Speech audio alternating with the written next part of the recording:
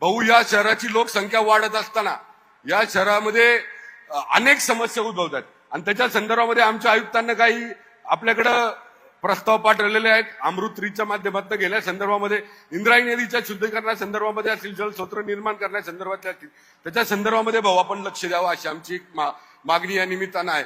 शहराच्या संदर्भामध्ये आज नावलौकिक होईल अशा प्रकारची वास्तू या ठिकाणी तयार होते.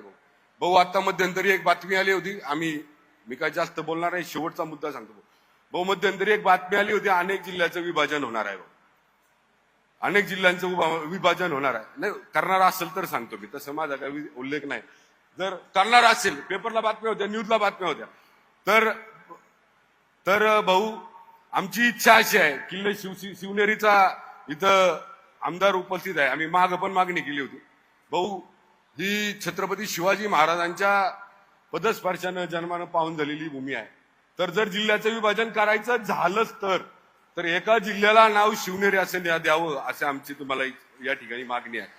एक मी आपल्याला सीएम साहेबांच्या देखत सांगतो. आता मला योगेश पण सांगत होता, कुणीतरी बातम्या उठवतो आता 26 जानेवारीला 21 जिल्हे जाहीर केले जाणार. एकही जिल्हा जाहीर केला जाणार नाही. सध्या आहे ते व्यवस्थित चाललेलं आहे. ज्यावेळेस वाटेल त्यावेळेस सरकार निर्णय घेईल, परंतु उगीचच कुठल्या तरी बातम्या देऊ नका. काही बातम्या देतात. परवा काय बातमी दिली, अरे एकनाथराव शिंदेंनी घर खाली केलं तर मुख्यमंत्री तिथं जात नाहीत वर्षावर. त्यांना काय घेणं देणं मुख्यमंत्री कधी जायचं कधी नाही ते. आणि वर म्हणले आता ते पाडायचं आणि तिथं नवीन बिल्डिंग बांधायची. मुख्यमंत्र्यांच्या लेकीचा 10वीची परीक्षा आहे, ती एकुलती एक असल्यामुळे ती म्हणेल ते मुख्यमंत्र्यांना ऐकावं लागतं असली कामं.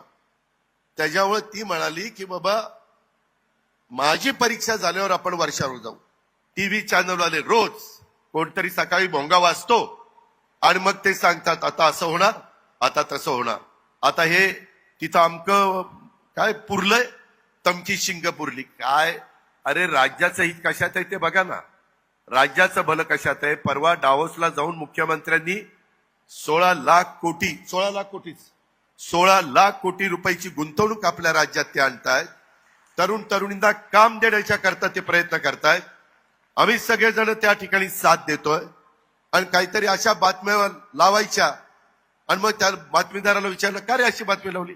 दादा त्याच्याशिवाय आम्हाला टीआरपी मिळत नाही. अरे तुझा टीआरपी मिळायला वर्षा कशाला पाहिजे, ही कुठली पद्धत. त्याच्यावर जनतेहो ह्या पण गोष्टीकडे तुम्ही जरा लक्ष ठेवा.